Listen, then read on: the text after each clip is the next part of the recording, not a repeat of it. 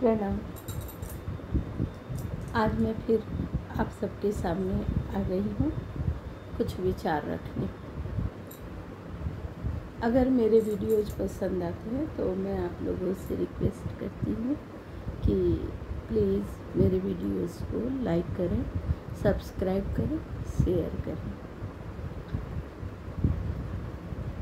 आज का टॉपिक मेरा ये रहेगा कि कैसे पता चलेगा कि मेरी आध्यात्मिक यात्रा शुरू हो गई है।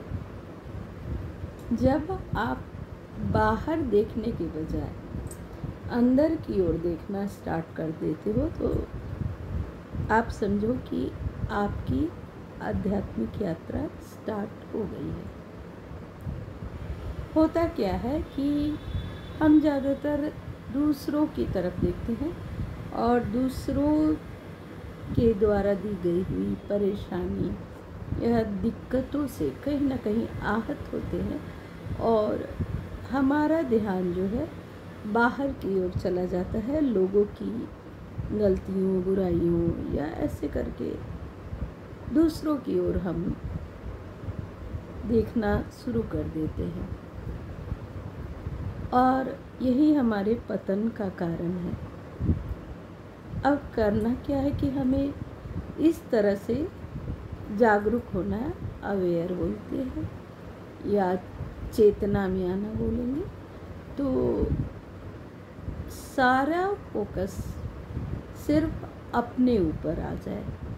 आप जब अपने अंदर में उतरते चले जाओगे तो आपको धीरे धीरे सिर्फ अपने अंदर क्या चेंज लाना है, क्या सुधार करना है, क्या मिस्टेक है, क्या है जो बार बार गलतियां हमसे हो रही है या क्यों एक ही साइकिल बार बार रिपीट हो रहा है हमारे साथ। जो चीज़ें हमें पसंद नहीं वही बार बार कैसे रिपीट होती हैं, ये सब आपको दिखाई देने लगेगा और यहीं से आपकी जर्नी स्टार्ट हो जाती है। ऐसे तो चेतन मतलब जब हम विवेक के द्वारा या अपने चेतन स्वरूप के द्वारा चीज़ों को देखना, परखना, समझना स्टार्ट कर देते हैं तो यहीं से हमारी आध्यात्मिक यात्रा स्टार्ट हो जाती है। जो लोग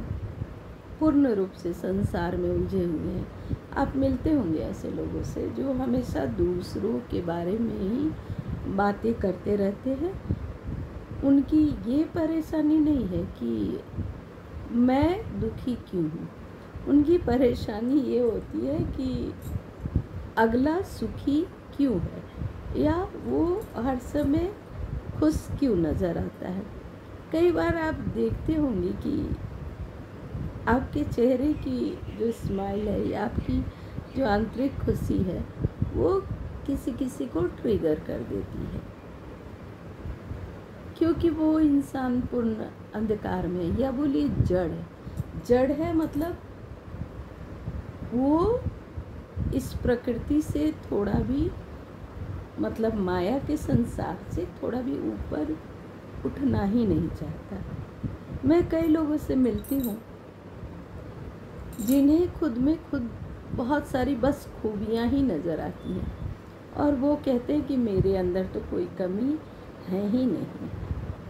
तब मैं आश्चर्य से उनकी तरफ देखती हूँ और सोचती हूँ अच्छा इन्हें ये भी नहीं पता चलता कि इनसे गलतियाँ भी होती है या ये कहीं ना कहीं लोगों को आहत करते हैं या मतलब वो इतने सोए पड़े हैं।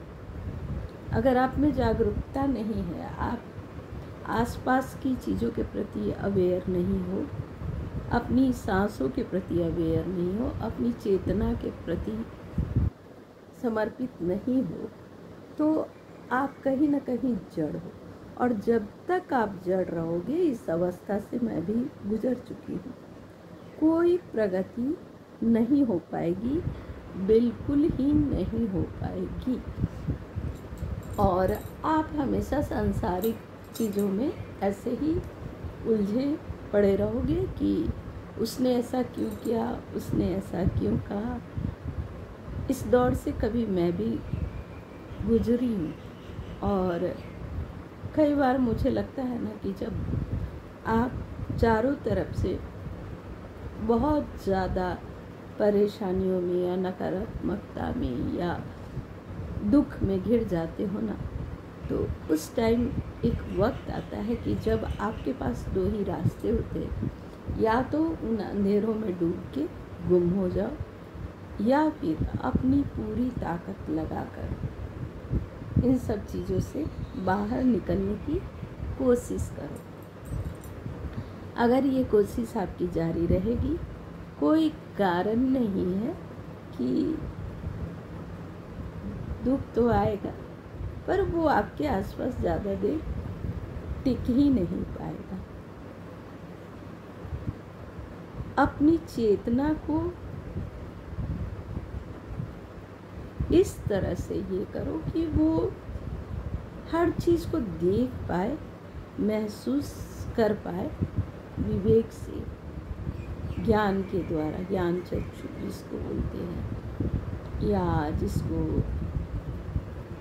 अंतर्दृष्टि बोलते हैं। जब आप उस तरह से किसी भी चीज़ को देखना स्टार्ट करोगे, आपको अपनी भी सारी चीज़ें स्पष्ट दिखाई देने लगती हैं।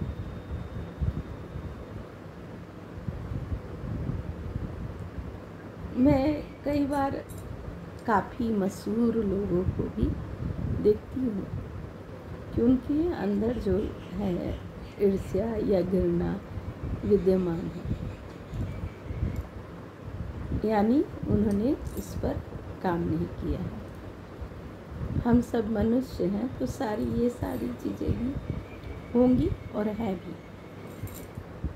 अब जो जागरूक है या जो चेतन स्वरूप में आने लगता है, उसे हर चीज़ दिखाई देने लगता है। आप यकीन करो या ना करो, आपको सामने वाले का भी क्या वो बोलने वाला है या क्या वो सोच रहा है, वो बाहरी रूप में कैसा भी रहे, आप उसकी अंतरात्मा तक कहीं न कहीं झाँक पाओगे।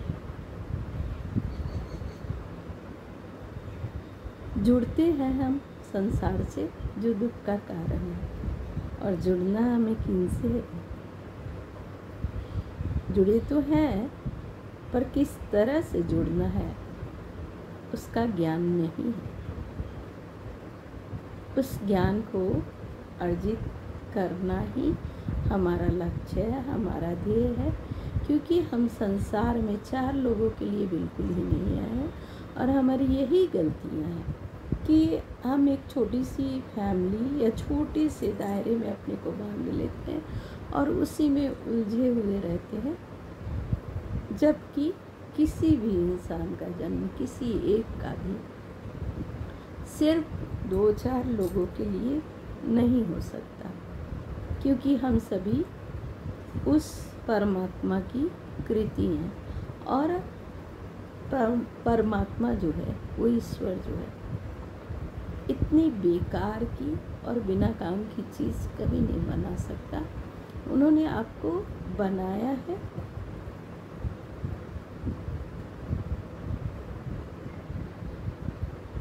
चार 5 लोगों के लिए नहीं, और विस्तार के लिए बनाया है। वो खुद विस्तार में है और वो चाहते हैं कि हम सभी विस्तार में रहें। हर एक क्षण को जो है समझने की आवश्यकता है। ये क्यों हो रहा है, ये कैसे हो रहा है, हमारे आंतरिक विचार कैसे उठ रहे हैं। जब भी कोई गलत विचार आ रहे हैं, अगर आप जागरूक होंगे तो वो वहीं पे स्टॉप हो जाएंगे। आपका चेतन स्वरूप आपको बोलेगा कि ये तुम्हें नहीं करना है। हमारे वीडियोस देखे जाते हैं, पर ठीक है, आपकी मर्जी, आप जो करो। मुझे जब गाइडेंस आता है, मैं बातें कर लेती हूँ आप सभी से। कहीं ना कहीं किसी न किसी के काम की बातें तो होती ही हैं। और मैंने जो जाना वो सरल शब्दों में बताती हूँ, क्योंकि वो भी बहुत सहज है और सहजता से हमें ऊपर की ओर उठाता है। और क्या बोलूँ, बस आज मैं बस इतना ही बताने आई हूँ। अच्छा, मुझे टाइटल वगैरह ये सब एडिट कुछ भी करना नहीं आता, ना ही मैं फ़िल्टर लगाती हूँ। आप लोगों की आदत है ना खूबसूरती और अच्छी अच्छी चीज़ें देखने की, सभी की होती है, तो बातों की खूबसूरती को देखा कीजिए। अगर समझ में आता है तो एक लाइक करिए, कमेंट करिए। और बहुत बहुत शुक्रिया जो लोग मेरा वीडियो देख रहे हैं। प्रणाम, मैं फिर आऊँगी।